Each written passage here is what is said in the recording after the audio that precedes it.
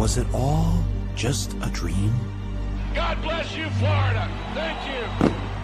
Did the last 4 years not really happen? Look, there's Ben Affleck. He's often in my dreams. And the taxi driver guy, he was there too. And little Stevie Wonder, he seemed so happy, like a miracle had taken place. Was it a dream? Or was it real? It was election night 2000, and everything seemed to be going as planned. In New York, Al Gore is our projected winner. The Garden State is green for Gore. We project that Mr. Gore is the winner in Delaware. This state has voted with the winner in Excuse me 1 second. I'm so sorry to interrupt you. Mike, you know I wouldn't do this if it weren't big. Florida goes for Al Gore. CNN announces that we call Florida in the Al Gore column.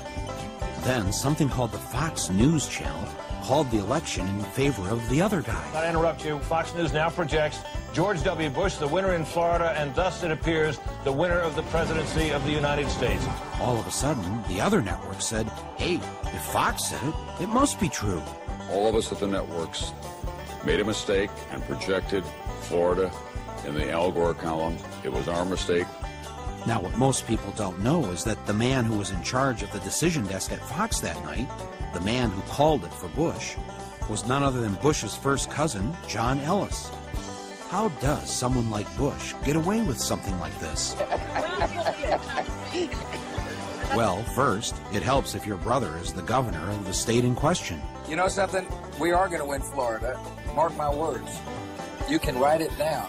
Second, make sure the chairman of your campaign is also the vote-counting woman, and that her state has hired a company that's going to knock voters off the rolls who aren't likely to vote for you.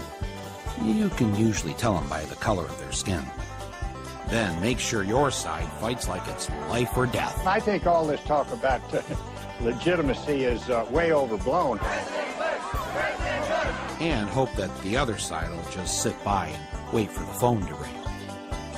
And even if numerous independent investigations prove that Gore got the most votes, if there was a statewide recount under every scenario, Gore won the election. It won't matter, just as long as all your daddy's friends on the Supreme Court vote the right way.